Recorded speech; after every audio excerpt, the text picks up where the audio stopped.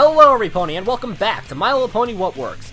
Today I've brought on a special guest to help out with this Josh Haber penned episode. Ladies and gentlemen, Golden Fox! A pleasure to be here, though I wonder why you called me specifically. Well, I stated before in previous videos that Josh Haber has a hidden talent for subtly fixing episodes from seasons past. Castlemania fixed most of my problems I had with Bridal Gossip, and making the superstition and the characters act out their element naturally. Simple Ways, towards the end of the episode, fixed the problems I had with the mysterious Meridwell, and Applejack showing Rarity humility without coming across as malicious. But those were just after-the-fact situations. The question comes to, can he fix an episode directly? Maybe the episode you had a personal vendetta against. Case in point, Leap of Faith, or Super Speedy Cider Squeezy 6000 Improved.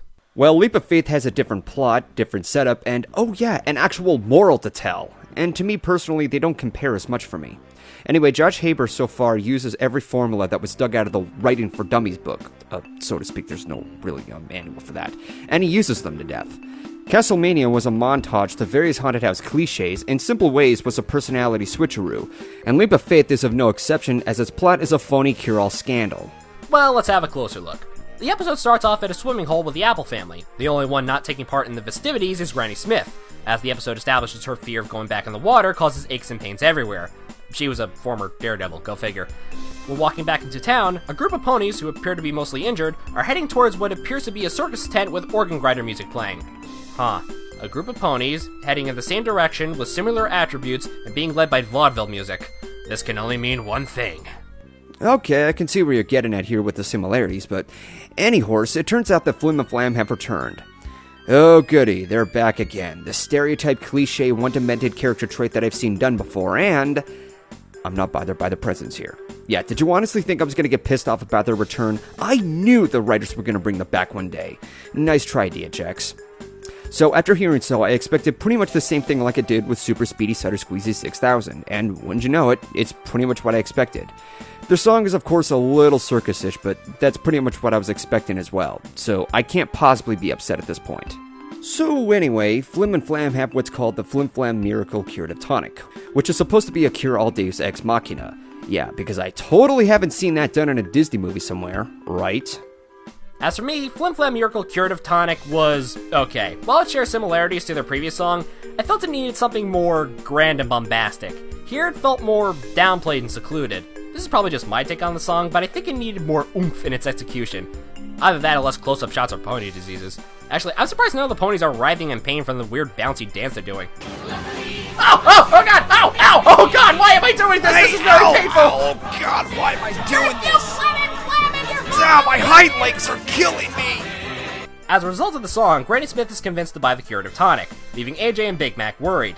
It was at this point where I saw where Haber was going with the story. Now, Haber's biggest weakness, as you pointed out, is the stories are very formulaic and stays within his comfort zone. The snake oil fake cure is as old as the trope itself. It doesn't mean it's automatically bad. Let me say that again. Just because a plot is predictable or formulaic does not automatically make it a badly told story. It's how the actions are portrayed that determine if the story is poorly told.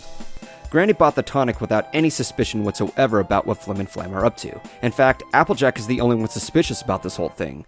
This to me is a big deal because the last time Granny encountered them, she didn't want to see them again. Now she just purchases the tonic as they're back. It's a little off if you ask me. Well, to give Super Speedy some credit, Granny did try the cider and like it. I wouldn't put it against her for trusting the guys who did produce a genuine product the first time. But that's just my observations. Okay, fair enough. So what I did like here with Flim and Flam is that their purpose was put to better use for the script, instead of being a contrived as fuck scenario like what happened with Granny and the brothers making a competition. They actually brought up an intriguing point about what their placebo attempts. It set up as a psychological conflict with Applejack about white lies, and it turned out to be pretty believable. Yes, I was biased with Flim and Flam, but that doesn't mean I'm bashing the episode on behalf of their presence. However, I think it would have been more interesting if they didn't play them out as villains like usual.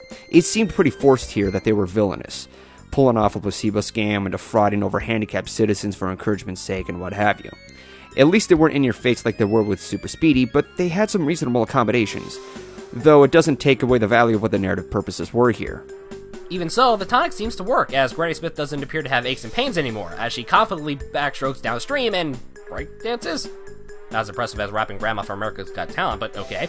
In any case, Applejack goes to see Flim and Flam to ask what exactly is in the tonic, but runs into the pony who claimed to be cured from the other day. Silver Shill, played by Ian James Corlett. Huh, why do I know that name? Yeah, I know Claire Corlett's dad, but there's something about that name that rings another bell. Oh, that's right, he's Mega Man! Awesome! Now this is where the episode gets really good in my eyes, the Keybringer. Each of the Keybringers this season have had a different effect on me. Coco Pamel honestly didn't get enough screen time for me to grasp her character outside of her being Suri Polomir's lackey. Spitfire I wanted to punch in the face for her villainous behavior. Yeah, I'm right with you there. Cheese Sandwich I found both funny and relieved he wasn't there to show up Pinky. Seabreeze I empathized with the situation despite his upfront behavior. Silver Shill, I admire the concept of his character, where he sees honesty as a second thought. Like he said, sometimes honesty isn't the best policy. Also, his last name Shill means someone who publicizes or praises something or someone for reasons of self-interest or personal profit, aka everything that Applejack is against. He reminds me a lot of Coco Pamel, only he's in on the plan from the beginning and initially enjoys stretching the truth. Now, similarly, in terms of working with lies, there was an episode of The Smurfs that I remember of when I was a kid. One of the characters was a coward, but was also given a so-called potion by Papa Smurf to make him braver. He later became courageous and heroic. At the end of the episode, he lost the so-called potion, but still managed to perform a courageous act. It turned out the potion was actually Smurfberry sauce, which overall was a fake, and it was an entire village's attempt to convince him. This was not a good lesson to teach your kids, because lying to someone in order to get them to do something courageous can bite them back in the ass. At any moment, that Smurf could have accidentally killed himself out of that potion. On another episode about white lies was in Avatar: The Last Airbender. Aang and his friends ran into two tribes who were against each other because of an event that happened over a century ago with their ancestors. Aang lied about the event from back then, when in actuality he didn't know much about it. This was an attempt to make a truce for both of them and end their conflict.